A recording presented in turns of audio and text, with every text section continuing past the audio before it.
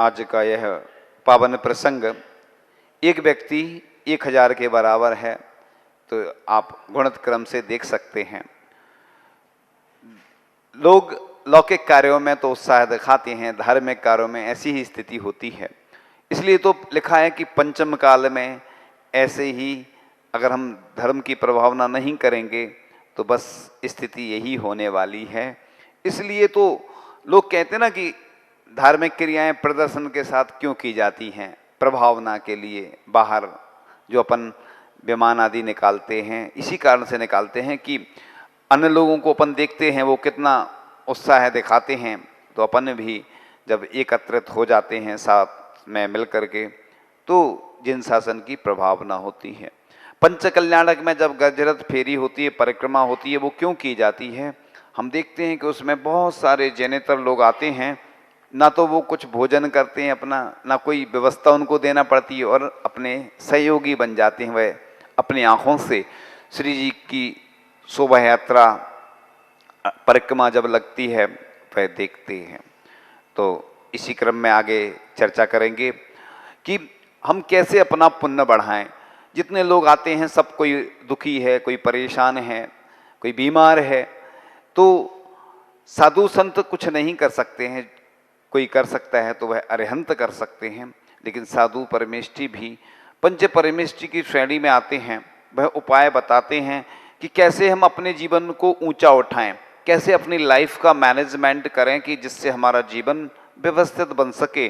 तो चर्चा करते हैं कि प्रतिदिन अपन मंदिर तो जाते हैं, लेकिन क्या भावना करते हैं। जब भी भगवान के दर्शन करो तो जैसे अपन कोई अपना रिश्तेदार दिख जाता, कोई मित्र, प्रिय मित्र दिख जाता, कितनी खुशी होती है, ओंठों पे मुस्कान अपने आप ही आ जाती है। ऐसे ही जब भगवान के दर्शन करो बड़ी प्रसन्नता से करो, हृदय गदगद हो जाना चाहिए।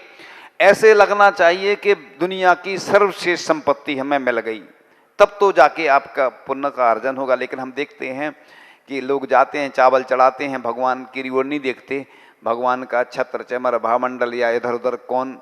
इसलिए तो कहा जाता कि इतने सुंदर वस्त्र या सेंट वगैरह लगा के नहीं जाना चाहिए मंदिर में, खुशबू आती है, लोगों के मन में कई विकल्प आ जाते हैं। ऐसी सुंदर वस्त्र आप पहन के जाओगे, लोग वस्त्र देखेंगे, भगवान को कम देखेंगे।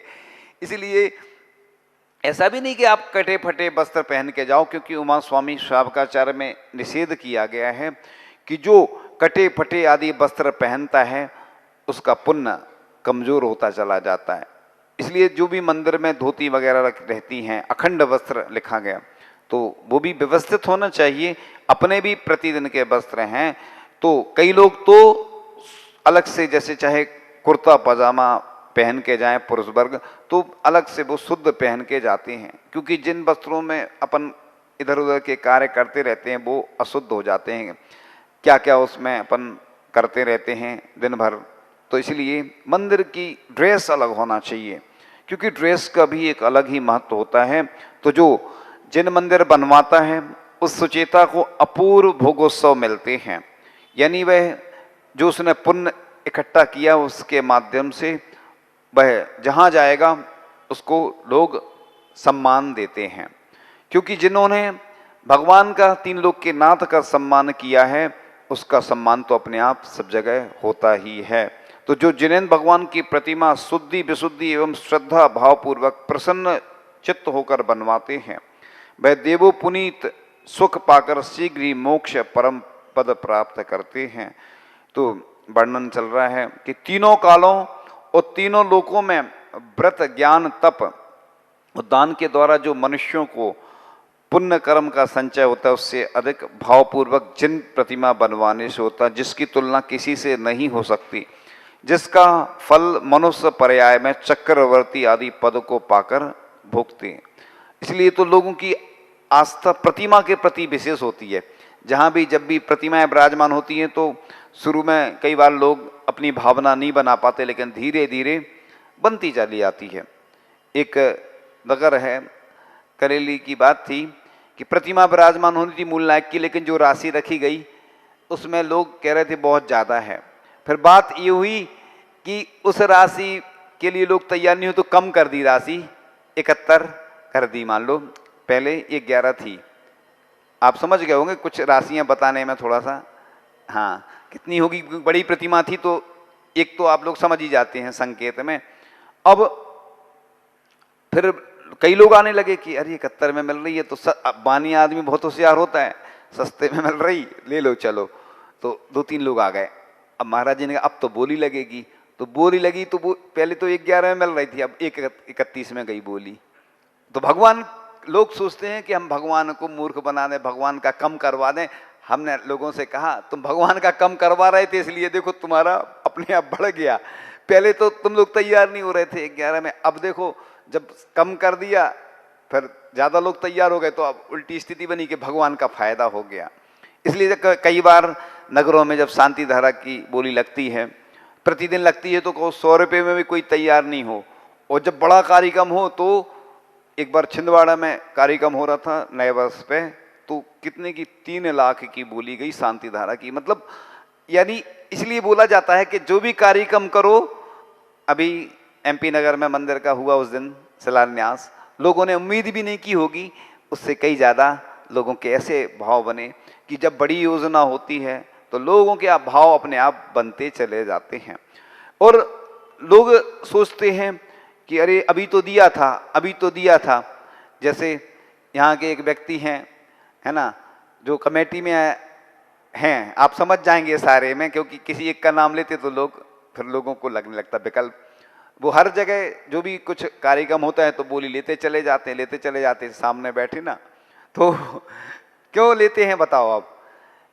वो समझते हैं फायदा है, इतने कम में अगर मिल रही है तो नहीं लिया, तो ज़्यादा में तो कई बार फिर अनुकूलता नहीं बन पाती। क्यों?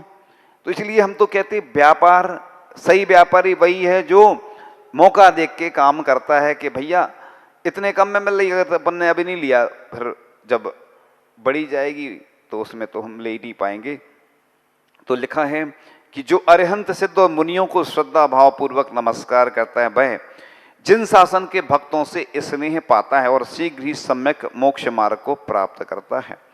इसलिए हमेशा जब भी देव शास्त्र गुरु की बात आती है तो अपने पास अनुकूलता नहीं है, समय नहीं है, फिर भी प्रयास करना चाहिए। हमने एक व्यक्ति का उदाहरण दिया था ना कि वो हमेशा अपने जेब में क्या करते रखते थे, चावल रखते थे और कपूर रखते थे, माचिस रखते थे। कोई महाराज जी रास्ते में मिल गए तो चावल चढ़ा दिए और आरती कर ली। ये पुण्य बढ़ाने के साधन है। लोग पूछते पुण्य कैसे बढ़ेगा हमारा? तो पुण्य कोई पेड़ में नहीं लगा, नहीं तो फिर आचार्य श्री सबको हम लोगों को बोल देते तुम लोग सबको मोक्ष हो जाए, हम साधना कर रहे, तुम्हें करने की जरूरत नहीं है। ऐसा नहीं चलता। आचार्य श्री अपनी साधना कर रहे हैं, उनके शिष्य अपने हिसाब से साधना कर रहे हैं, गृहस्थ लोग अपने हिसाब से साधना कर रहे हैं। कई लोग हैं व्रत उपवास नहीं करते, कहते हैं एक बार हमने उपवास किया था तो रात में खाना पड़ा था, इतनी भूख लगी। ऐसा नहीं, क्रम क्रम से करेंगे। ऐसे ही एक आसन है, अभ्यास तो करना ही पड़ेगा, क्योंकि अंतिम समय जब संलेखना आदि होगी तो आप सोचो, कई लोग आते हैं ग्रस्तों को लेके, महाराज जी इनको नमोकार मंत्र सुना दो, तो नमोकार मंत्र अब सुनाने से क्या होना, क्योंकि जिंदगी भर उसने वैसा, लेकिन फिर भी हो सकता है उसके परिणाम अच्छे हो जाएं। अंतर्मुहूर्त पहले भी संलेखना ली जा सकती है, व्यक्ति के कब क्या कैसे परिणाम सुधर जाएं। जिंदगी भर व्यक्ति पढ़ता नहीं है, पढ़ाई नहीं करता, लेकिन परीक्षा के समय अगर कोई पढ़ लेता है तो पास हो सकता है, हो अनिवार्य नहीं। तो चर्चा चल रही थी कि जो स्वभाव से, भावों की निर्मलता से जिन भगवान को नमस्कार करता है वह पुण्य का घर होता है, पाप वृत्ति का अंश भी उसके पास नहीं रहता। यानी अगर आपको पुण्य बढ़ाना है तो सिर्फ और सिर्फ देव शास्त्र गुरु के अलावा कोई रास्ता नहीं है। क्योंकि लोग पूरे अमेरिका चले जाते हैं फिर भी ठीक नहीं हो पाते, अमेरिका चले जाओ तो भी रोग ठीक नहीं होगा, लेकिन भगवान की भक्ति जो आपने पूर्व में की उससे पुण्य का अर्जन होगा, और हो सकता है कि कुछ दिन बाद आपका जो असाता कर्म है वह साता में बदल जाएगा, तो आपका पुण्य बढ़ जाएगा, आप ठीक हो जाएंगे। तो मुख्य कर्म भी हैं, विद्या भेषज मंत्र तो ही हवनई, यानी पूज्यपाद स्वामी ने शांति भक्ति में लिखा है विद्याएं भी काम करती हैं। विद्याएं जो होती ना सब जानते हैं, भेषज माने औषधि भी काम करती है, विद्या भेषज मंत्र, मंत्र भी काम करते हैं, मंत्रों के द्वारा सिद्धियां होती हैं। लेकिन अपन लोग भगवान के जो अच्छे मंत्र होते हैं वही अपन उनकी जाप करते हैं। विद्या भेषज मंत्र तोई, यानी जल भी औषधि बन जाता है, ऐसा लिखा है। कल्याण कारकम ग्रंथ है, जैनाचार्य उग्रादित हुए हैं अपने इतना मोटा ग्रंथ है, कल्याण कारकम, आयुर्वेद का ग्रंथ है। पूज्यपाद स्वामी ने भी लिखा है आयुर्वेद का ग्रंथ। उसमें लिखा है कि जो वर्षा का जल है सर्वश्रेष्ठ होता है, अमृत की तुल्य कहा है वर्षा का जल। कई लोग बोलते अच्छा नहीं लगता है, अच्छा हो बुरा नहीं होता, दवाई कड़वी भी हो लेकिन फायदेमंद हो, इसी प्रकार से वर्षा का जल अमृत कुंड इसलिए कई जगह बने हुए हैं।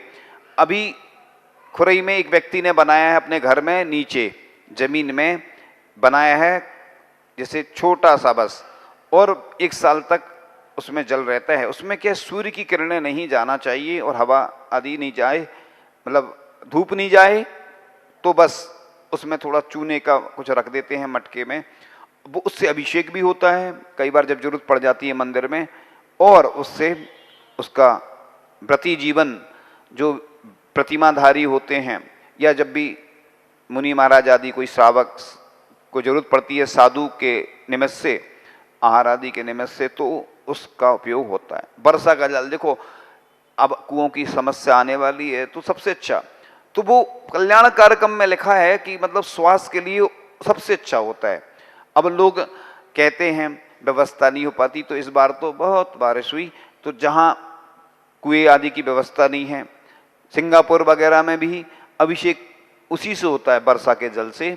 सिंगापुर में व्यक्ति हैं एक, उन्होंने बताया था कि हम जल इकट्ठा कर लेते हैं वर्षा का, उसी को उपयोग करते, और जब फिर बरसात होती है ना, उसी में जीवानी डाल देते हैं। कुएं की जीवानी, जिस कुएं से जल भरा जाता है उसी में डाली जाती है, और वर्षा का जल या नदी का भी जल उपयोग कर सकते हैं, नदी बहती रहती है, शुद्ध रहता है, और वहीं पर जीवानी डाल सकते। बोरिंग में भी कोई दिक्कत नहीं है, बोरिंग में बस बिलछानी जीवानी डलना चाहिए, व्यवस्थित जीवानी नीचे पहुंचना चाहिए, तो करते ही हैं आजकल, ये भी व्यवस्था हो गई है। तो चर्चा चल रही थी कि जो जिनेंद्र को भावपूर्वक उनके जैसे गुणों को प्राप्त करने की भावना से स्मरण करते हैं, उनके करोड़ों भवों के संचित पाप कर्म शीघ्र नष्ट हो जाते हैं। इसलिए जिस नगर में जहाँ के जो मूल नायक हैं, जिस मंदिर के जो मूल नायक हैं, देखो नगर के मूल नायक अलग होते हैं, उस मंदिर के मूल नायक अलग होते हैं, वेदी के मूल नायक अलग होते हैं। वैसे तो 24 तीर्थंकर बराबर हैं, लेकिन प्रतिष्ठा ग्रंथों में ऐसी व्यवस्था इसलिए दी गई, जैसे अपन कमेटी अध्यक्ष चुन लेते ना, अपनी समाज चुन लेती है कि भैया एक ही व्यक्ति, आचार्य श्री भी कोई महाराज जी को बड़ा बनाते थे, आर्य संघ में भी कोई को बड़ा क्यों बनाते, क्योंकि बड़े के हिसाब से जो भी व्यवस्थाएं हैं, जो भी संकेत होंगे, मान लो 30-40 का संघ है और भी बड़ा संघ है, तो पूरे सबको थोड़ी बताई जाएगी व्यवस्था। तो मूल नायक का मतलब होता है पूरे मंदिर के अलग होते हैं, जैसे इधर आदिनाथ भगवान को मानते अपन मूल नायक, वेदी के अलग अलग होते हैं।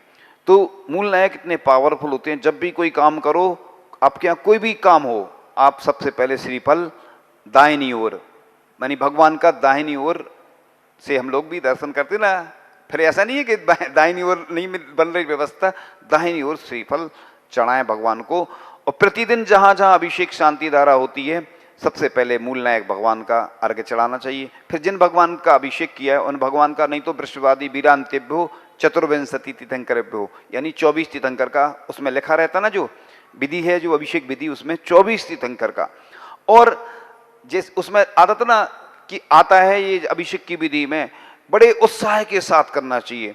सहपुरा भिटोनी एक जैन समाज है, जहाँ पर परम पूज्य मुनि श्री वीर सागर जी महाराज आदि व्यापक मुनि श्री वीर सागर जी महाराज, जो हमारे साथ दीक्षित हुए, जो सबसे बड़े महाराज जी हैं हमारे ग्रुप के, हाँ, वो वहाँ चतुर्मास कर, उधर ऐसा अभिषेक होता है, अगर आप देख लोगे ना तो ऐसे लगे स्वर्गों में आ गए हों। बड़े उत्साह के साथ बजाते हुए उत्साह पूर्वक करना चाहिए, क्योंकि मांगलिक क्रियाएं, जैसे मंगल उद्बोधन होता है ना, मांगलिक क्रियाएं मंगल के साथ मांगलिक क्रियाएं संपन्न की जाती हैं, उसमें उत्साह भी आता है लोगों में। इधर भी बहुत अच्छे से होता है, थोड़ा सा इधर वो कमी है, वो उधर देखते हैं कि बड़े संगीतमय, संगीतकार को नहीं बुलाना प्रतिदिन, लेकिन ऐसे वाद्य यंत्र के साथ बड़े उत्साह के साथ, तो लोग ऐसे अगर क्रियाएं करेंगे तो अपन को पुण्य का अर्जन ज्यादा होता है।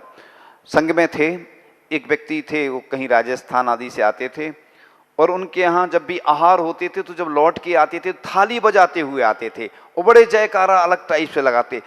इसमें लोग भी देखते हैं कि देखो इनकी अपने साधुओं के प्रति कितनी श्रद्धा है।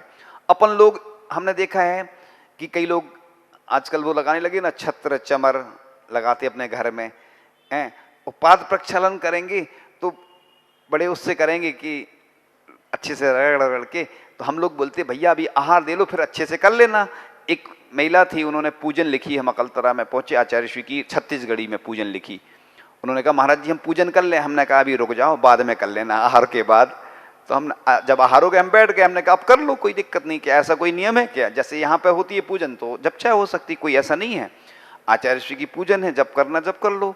तो बस जब तो हम साथ में ही थे आचार्य श्री के, तो ऐसी भावना होती है। कई लोग कहते हैं परिक्रमा लगा लें, तो लगा लो, क्या दिक्कत है।